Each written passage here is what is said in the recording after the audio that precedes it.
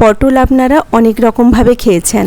আজ বানাবো দই পটল, কিন্তু একটু অন্যরকমভাবে। এইভাবে পটল বানালে এতটাই টেস্টি হয় যে বাড়িতে কোনো অকেশানে বা কোনো স্পেশাল ডেতে বা বাড়িতে কোনো গেস্ট এলেও বানিয়ে সকলকে পরিবেশন করতে পারেন। সকলে ভীষণ তৃপ্তি করে খাবে, মনে হবে বাড়িতে বসে অনুষ্ঠান বাড়ির রান্না খাচ্ছি। আর কথা বাড়াবো না, চলুন রান্নাটা এবার শুরু করি। এখানে 250 গ্রাম পটল রয়েছে, আর পটলগুলো কিভাবে কেটেছি একটু দেখিয়ে নিই। পটলের খোসাগুলো পুরো ছাড়িয়ে দিইনি, পটলের খোসাটা একটু ঘষে নিয়েছি আর দু সাইডটা কেটে দিয়েছি। এভাবেই পটলগুলোকে রেডি করে নিতে হবে। দিয়ে ভালো করে সবগুলো পটল ধুয়ে নিয়েছি। এবার একটা চামচ দিয়ে চামচের পেছনের দিকটা দিয়ে এইভাবে পটলের ভেতরের দিকটা ঢুকিয়ে পুরো পটলের বীজগুলোকে বের করে নেব। প্রথমে মাথার কাছটা এইভাবে দাগ করে দিয়ে অল্প করে একটু বের করে দেব ভেতরের যে শাঁসটা। এরপর চামচটাকে পুরোটা ভেতরে ঢুকিয়ে এইভাবে ঘুরিয়ে ঘুরিয়ে পটলের ভেতরের সবটা বীজ বের করে নেব। তবে এই পটলগুলো কচি আছে, বীজগুলো খুব একটা শক্ত হয়নি এখনও। এই যে দেখুন, ভেতরের শাঁসটা খুব সুন্দর করে বেরিয়ে এলো। আর পটলের ভেতরটা পুরো পরিষ্কার করে দিয়েছি। সবগুলো পটল একই রকমভাবে রেডি করে নিচ্ছি। আমি আরও একটা পটল একবার দেখিয়ে নিই সুবিধার জন্যে। চামচটা একটু পাতলা ধরনের নেবেন, তাহলে সুবিধে হবে। প্রথমে একটুখানি ফুটো করে দিয়ে চামচটাকে ঢুকিয়ে দিতে হবে। তারপরে এইভাবে গোল গোল করে ঘুরিয়ে ভেতরের শাঁসটা বের করে নিতে হবে। একটু ঘোরানোর সময় খেয়াল রাখতে হবে যেন বেশি চাপ দিয়ে পটলটা ফেটে না যায়। খুব সুন্দর করে পটলের ভেতরটা পরিষ্কার করে নিয়েছি। সবগুলো পটল আমি একই রকমভাবে রেডি করে নিয়েছি। আর পটলের ভেতরের যে শাঁসগুলো ছিল ওইগুলোকে পেস্ট করে নিব। তার জন্য একটা মিক্সিং জার নিয়ে নিয়েছি। এখন ওর মধ্যে পটলের শাঁসগুলো নিয়ে নিলাম। সাথে দিয়ে দিলাম 1 টুকরো আদা, 2 কোয়া রসুন, একটা কাঁচা লঙ্কা আর একটা বড় সাইজের পেঁয়াজ কুচি করে দিয়েছি। সাথে দিয়ে দেব 1/2 চামচ লবণ আর 1/2 চামচ চিনি। এবার এটা একসাথে ভালো করে ব্লেন্ড করে নেব।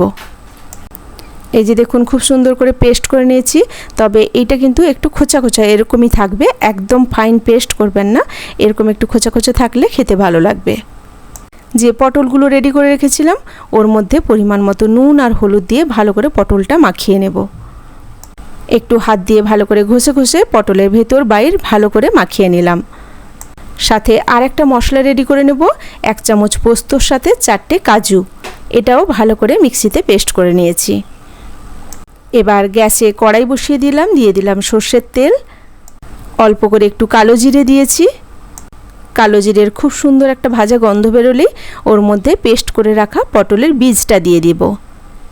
ভালো করে তেলে একটু কষিয়ে নেব পটলের বীজটা। কাঁচা গন্ধটা চলে গেলেই ওর মধ্যে কিছু গুঁড়ো মশলা অ্যাড করব। মশলার মধ্যে দিয়ে দিলাম 1/2 চামচ করে লঙ্কার গুঁড়ো, হলুদ গুঁড়ো, জিরে গুঁড়ো আর ধনে গুঁড়ো। এই মশলাগুলো ভালো করে একসাথে মাখিয়ে নেব। খুব সুন্দর একটা কষানোর গন্ধ বেরোলেই নামানোর আগে দিয়ে দেব কুচনো পেঁয়াজ। একটা বড় সাইজের পেঁয়াজ কুচি করে দিয়েছি। এই পেঁয়াজটা আর বেশি ভাজা হবে না, হালকা একটুখানি নরম হলেই মশলাটা নামিয়ে নেব। এই যে দেখুন, পুরটা একদম রেডি করে নিয়েছি। এইভাবে পুরটা রেডি করবেন, খেতে ভীষণ সুস্বাদু হয়। এবার যে পটলগুলো নুন হলুদ মাখিয়ে রেখেছিলাম এর মধ্যেই চামচ দিয়ে পুরটাকে ভালো করে ঢুকিয়ে নেব ভেতরে। এখনও হালকা গরম আছে তাই একটু চামচ দিয়ে ঢুকাচ্ছি, নইলে হাত দিয়ে সুন্দর করে ঢুকানো যায়। চামচ দিয়ে একটু অসুবিধে হচ্ছিল তাই আমি হাত দিয়ে ভালো করে পুরটা ভেতরে ঢুকিয়ে নিয়েছি। একটু আঙুল দিয়ে চেপে চেপে যতটা সম্ভব পুরটাকে ঢুকিয়ে দিতে হবে ভেতরে।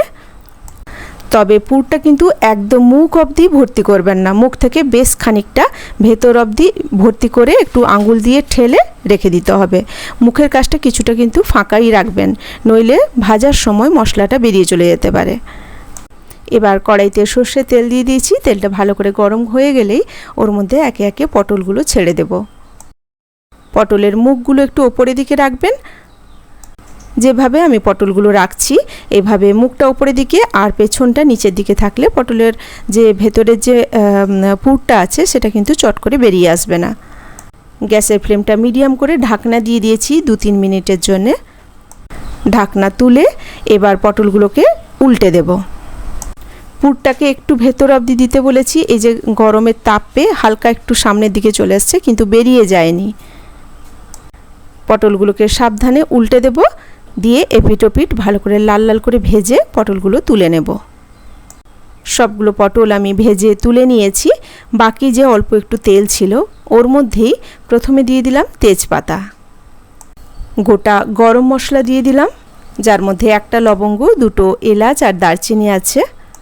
একটা বড় সাইজের পেঁয়াজ কুচি করে দিয়েছি, পেঁয়াজটা একটু ভালো করে ভেজে নেব। দিয়ে দিলাম আদা রসুন বাটা, এটাও মশলার সাথে ভালো করে কষিয়ে নেব। আদা রসুনের কাঁচা গন্ধটা চলে গেলেই ওর মধ্যে একে একে গুঁড়ো মশলাগুলো দেব। 1/2 চামচ করে হলুদ গুঁড়ো, লঙ্কা গুঁড়ো, জিরে গুঁড়ো, ধনে গুঁড়ো আর সামান্য একটু গরম মশলার গুঁড়ো। মশলা ধোয়া জল দিয়ে ভালো করে এই মশলাটা কষিয়ে নেব। প্রায় 3-4 মিনিট ধরে মশলাটা কষিয়ে নিয়েছি। এখান থেকে তেল ছাড়লেই এবার দিয়ে দেব কাজু পোস্ত বাটা।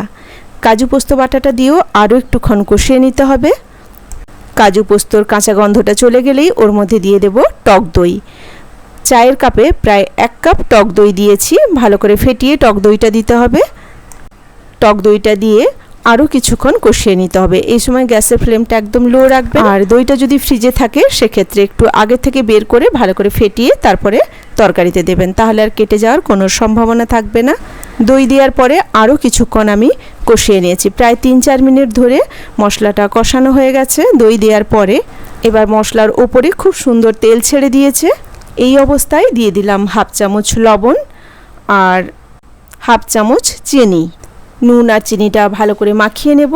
আর মশলাটাও খুব সুন্দর কষানো হয়ে গেছে, মশলার খুব ভালো একটা গন্ধ বেরিয়ে গেছে। এরকম অবস্থায় এবার পরিমাণ মতো জল দিয়ে দেব।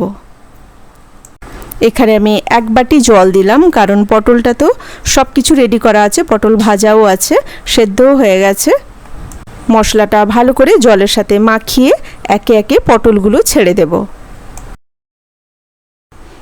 পটলগুলো সব দিয়ে 5 মিনিট ফুল ফ্লেমে ফুটিয়ে নেব। একে একে সবগুলো পটল সাবধানে ছেড়ে দিয়েছি, দিয়ে ঢাকনা দিয়ে 3-4 মিনিট ফুটিয়ে নিয়েছি। বেশিক্ষণ এটা আর ফোটানোর প্রয়োজন নেই, কারণ পটলগুলো তো অলরেডি সব হয়ে আছে। সবশেষে দিয়ে দেব 1 চামচ ঘি। এরমই হালকা একটু ঝোল টাইপের থাকবে। গ্যাসের ফ্লেমটা অফ করে দেবেন। ঠান্ডা হয়ে গেলে এই গ্রেভিটা আরও একটু শক্ত হয়ে যাবে। এইভাবে একবার পটল বানিয়ে দেখবেন, ভীষণ টেস্টি হয় খেতে। কেমন লাগলো আজকের এই রেসিপি ছোট্ট একটা কমেন্ট করে জানাবেন। আর যদি ভালো লেগে থাকে তাহলে একটা লাইক দিয়ে পাশে থাকার অনুরোধ রইল। সকলে ভালো থাকবেন, সুস্থ থাকবেন। ভিডিওটি শেষ অবধি দেখার জন্য অসংখ্য ধন্যবাদ। কথা হবে আবার পরের ভিডিওতে নতুন কোনো রেসিপি নিয়ে। আজ এই পর্যন্ত, নমস্কার।